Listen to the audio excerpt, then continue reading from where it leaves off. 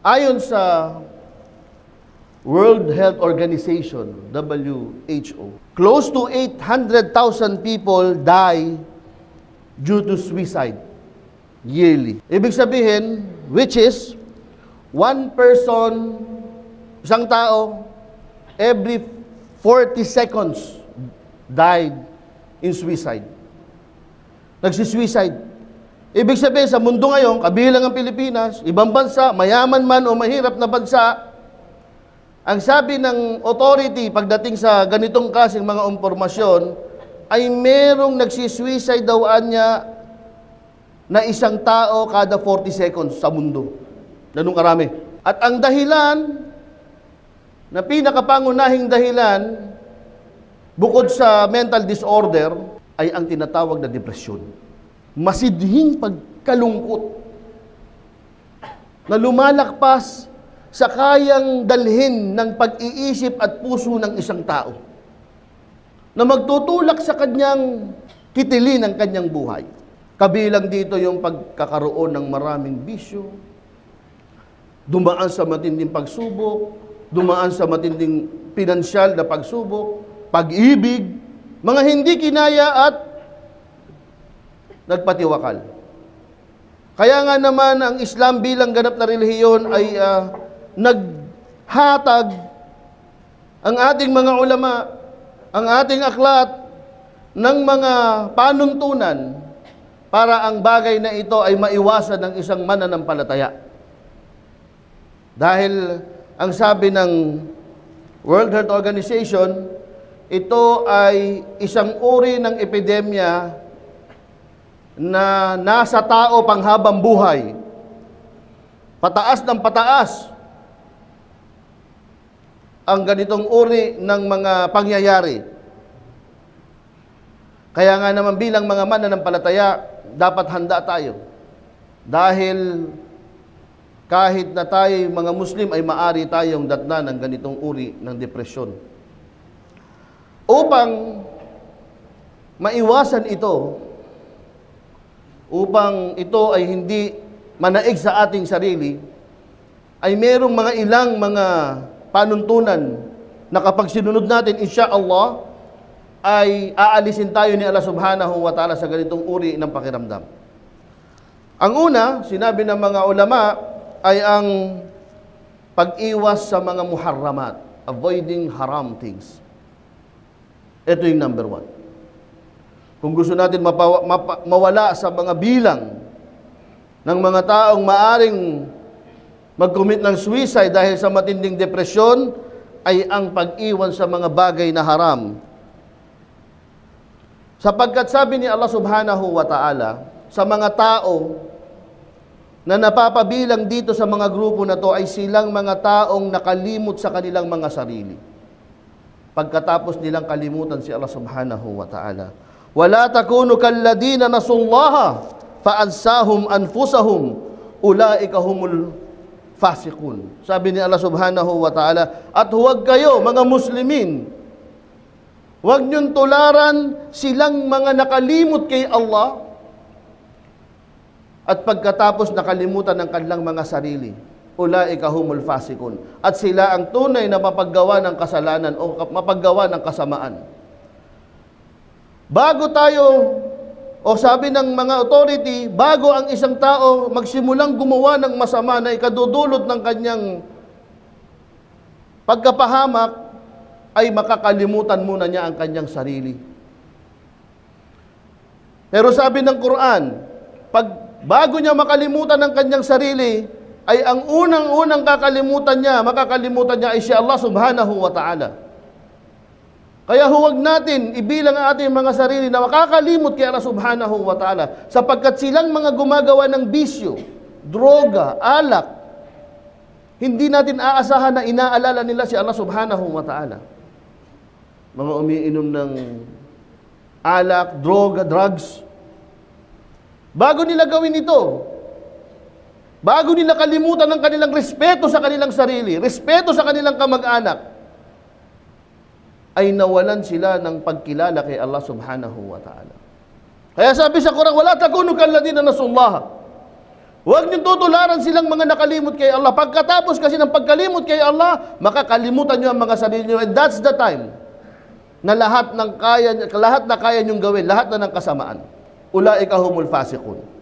Sila ang mga tunay na mga fasiko, mga mapaggawa ng kasalanan. Kaya nga ang unang-una, ang pag-iwan o pag-iwas sa mga bagay na haram.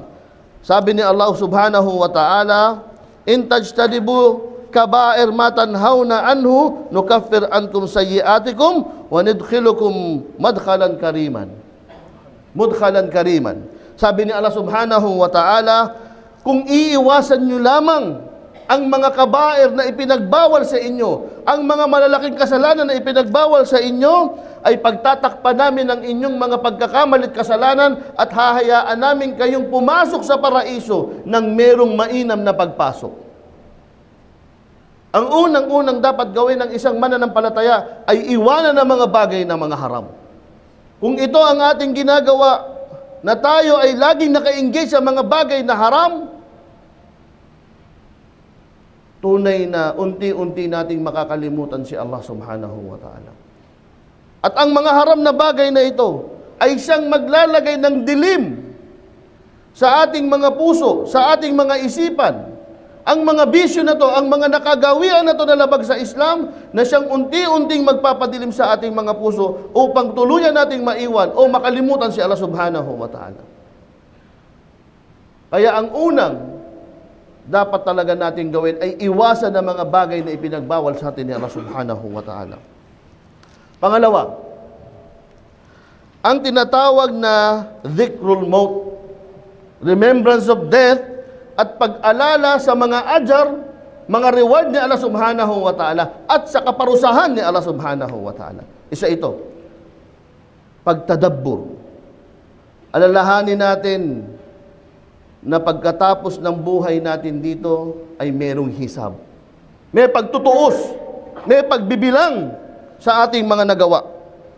Sabi pa ni Allah subhanahu wa ta'ala, kullu nafsin da'ikatul maut wa innama tawaffawna ujurahum yawmil qiyamah. Sabi ni Allah subhanahu wa ta'ala, kullu nafsin da'ikatul maut. Lahat ng tao, lahat ng sarili ay makakatigim ng kamatayan. Wa innama tawaffawna ujurakum yawmil qiyamah. At ang inyong reward ay ibibigay sa araw ng paghuhukom. Faman zuhziha 'anil nar wa udkhilal janna faqad faz wa mal hayatud dunya illa mata'ul ghurur. Sabi ni Allah subhanahu wa ta'ala, silang mga nakaligtas sa parusa ng impyerno at nakapasok sa paraiso, sila ang mga tunay na tagumpay. Bakit? Innama, ang sabi ni Allah, wa mal hayatud dunya illa mata'ul ghurur. Etong dunya na to, ang buhay sa dunya, illa mata'ul ghurur. Ang sabi ng mga tafsir at mga translation, ang dunya ay enjoyment na hindi totoo. Deceiving, delusion, temporary.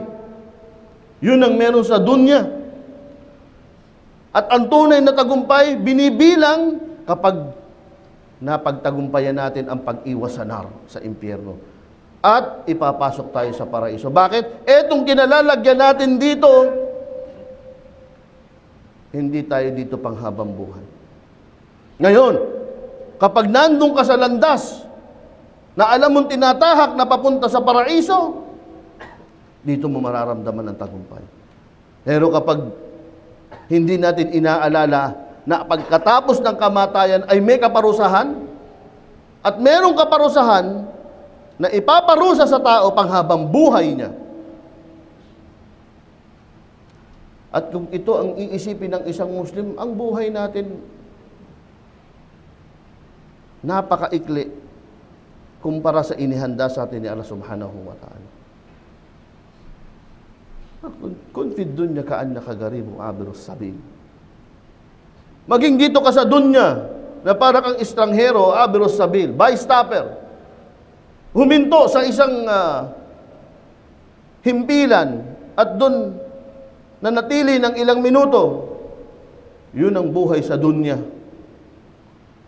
Kung magtatadabbur tayo dito, magninilay-nilay tayo dito, makakatulong para mag-isip tayo ng matuwid. Kung iniisip natin na ang buhay natin dito ay panandalian,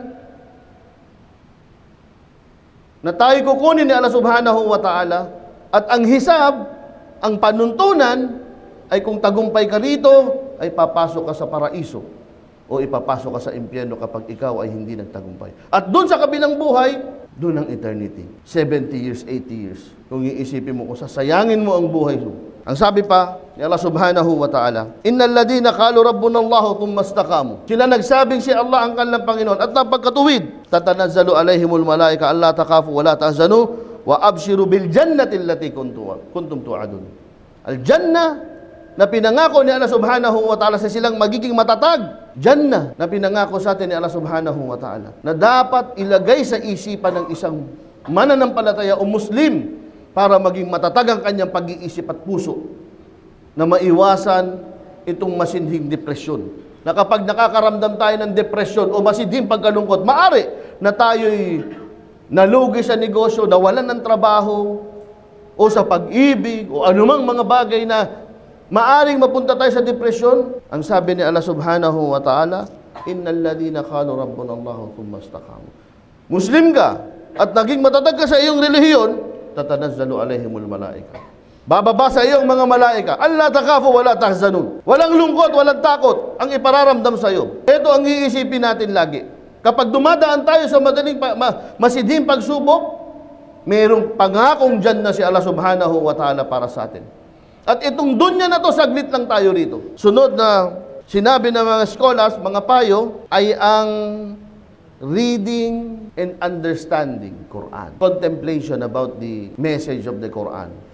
Sunod, pangatlo, ang pagbabasa ng Quran. Pagbabasa ng Quran at pag-unawa dito upang kunan ng mabubuting aral. Upang kunan ng mga bagay na tutulong sa atin dito sa dunya. Sabi ni Propeta Muhammad sallallahu alaihi wasallam, Ma ijtama'a qaumun fi baiti min buyutillah yatluna kitaballah wa yatadarasunahu fiha bainahum illa nazalat alaihimus sakinah. Yun ang number 1 sinabi ni Propeta Muhammad sallallahu alaihi wasallam. No?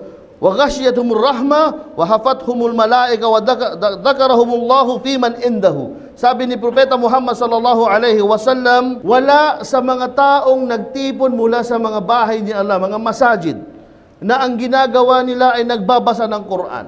Wa yatadarasuna fi ma bainahum. At nag-aaral sila ng salita ni Allah subhanahu wa ta'ala, maliban na lamang na ipababa ni Allah subhanahu wa ta'ala ang sakina sa kanila. Tranquility, kapanatagan sa puso. Sa mga taong nagbabasa ng Quran at pinag-aaralan ito sa mismong masjid, ay ipabababa sa kanya ni Allah subhanahu wa ta'ala ang sakina, ang tranquility sa puso.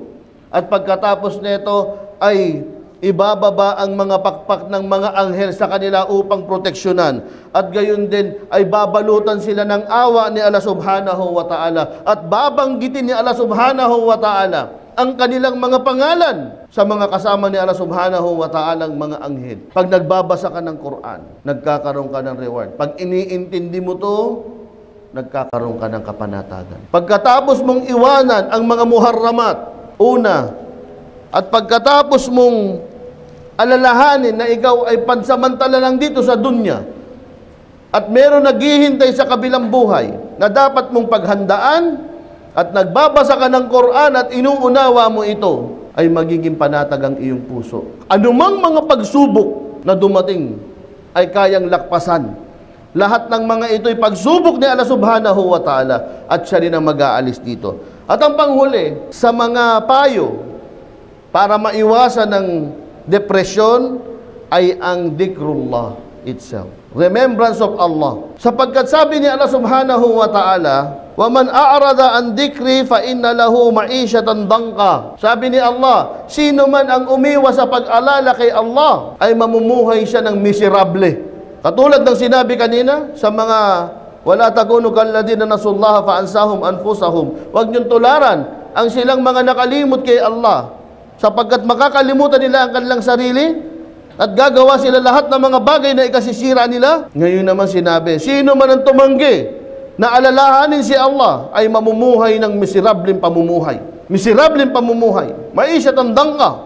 na lahat ng problema na dumarating na walang solusyon. Ganito ang gagawin ni Allah subhanahu wa ta'ala sa silang mga iiwan sa pag-alala kay Allah. At sabi pa ng Propeta Muhammad sallallahu alaihi wasallam, alladhi yadhkuru walladhi la yadhkuru Allah mithlul hayy wal mayt. Ang sabi ni Propeta Muhammad sallallahu alaihi wasallam, ang silang umaalala o hindi umaalala at umaalala kay Allah ay tulad ng isang patay o isang buhay ay isang patay. Ang isang hindi umaalala kay Allah subhanahu wa ta'ala ay inilintulad sa isang patay. At sabi pa ni Allah subhanahu wa ta'ala, alladhina amanu wa tatma'inna qulubuhum bidhikrillah, ala bidhikrillah tatma'innul qulub. Sabi ni Allah subhanahu wa ta'ala, alladhina amanu, silang mga mananampalataya na napapanatag ang kanilang puso sa tuwing aalalahanin nila si Allah. At tinanong, hindi baga sa pag-alala kay Allah napapanatag ang ating mga puso? Hindi baga sa pag-alala kay Allah subhanahu wa ta'ala ay naaalala natin ang lahat ng kanyang mga pinangako sa atin?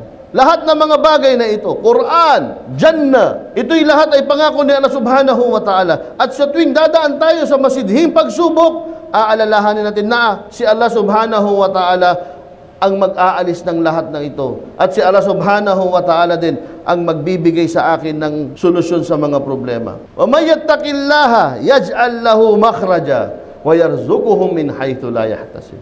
Sabi sa Quran, sino man anya ang may takwa kay Allah subhanahu wa ta'ala, takwa, yung umiiwas sa mga kasalanan, ginagawa ang pag-alala kay Allah, bibigyan niya ng makhraja, bibigyan niya ng solusyon kahit na gaano kabigat pa ang problema nyo. I-dare natin si Allah subhanahu wa ta'ala rito. Sa tuwing magkakaroon tayo ng maraming suliranin, ay dagdagan natin ang ibada at takwa kay Allah subhanahu wa ta'ala. At siya ang maglulutas ng ating mga problema. وَيَرْزُقُهُمْ مِنْ حَيْثُ لَا يَحْتَسِبْ. At bibiyayaan tayo ni Allah nang hindi natin kayang bilangin. Sabi ng mga nagpapaliwanag, hindi mo alam saan galing at hindi mo alam kung paano ito, bakit ito hindi nauubos.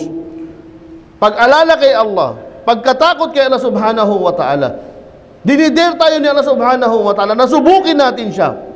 Na sa tuwing magkakaroon tayo ng problema, ay idulog natin kay Allah subhanahu wa ta'ala. Ilapit natin kay Allah subhanahu wa ta'ala. Magkaroon tayo ng takwa kay Allah subhanahu wa ta'ala at siya ang magpapadala sa atin ng solusyon sa ating mga problema at bibiyayaan niya tayo ng biyayang hindi natin mabilang-bilang. Ang lahat ng tao ay pinadala ni Allah subhanahu wa ta'ala o nilikha ni Allah subhanahu wa ta'ala at lahat ng ito ay makararanas ng mga pagsubok. Muslim, hindi Muslim, mananampalataya o hindi mananampalataya, lahat ng ito ay makararanas ng pagsubok. At lahat ding ito ay nakagagawa ng kasalanan. Kakasala tayo lahat. Pero ang tagumpay na pinangako ni Allah subhanahu wa ta'ala, tagumpay, ay silang palagi ang nagbabalik loob kay Allah subhanahu wa ta'ala. Isang malaking susi para maiwasan natin ang depresyon ay tunay na pagtanggap na tayo ay mga mahihina. Na si Allah lang ang tanging malakas na maggagabay sa atin. At dapat palagian tayo ay nagbabalik loob kay Allah subhanahu wa ta'ala. Sabi ni Allah sa Quran, "Watubu ila Allahi jami'an ayyuhal mu'minun." Sabi ni Allah, at magbalik loob kayo jami'an. Ibig sabihin lahat, ayyuhal mu'minun. Mga mananampalataya ang kuusap ni Allah subhanahu wa ta'ala. Magbalik loob kayong lahat o mga mananampalataya sapagkat lahat tayo nagkakamali. Lahat tayo kakasala. At anong pangako ni Allah? La'allakum tuflihun. Nang sa gayon makuha nyo ang tunay na tagumpay, dakilang tagumpay. Sabi pa ni Allah subhanahu wa ta'ala sa sinasabi natin lagi sa khutbah, Ya ayyuhalladhina amanu taqullaha haqqa tuqatih wa la tamutunna illa wa antum muslimun. O mga mananampalataya, matakot kayo kay Allah ng tunay, sapat, tama na pagkatakot na para lamang kay Allah. At huwag nyong hahayaan darat ng kayo ng kamatayan, maliban na lamang na kayo mga Muslim.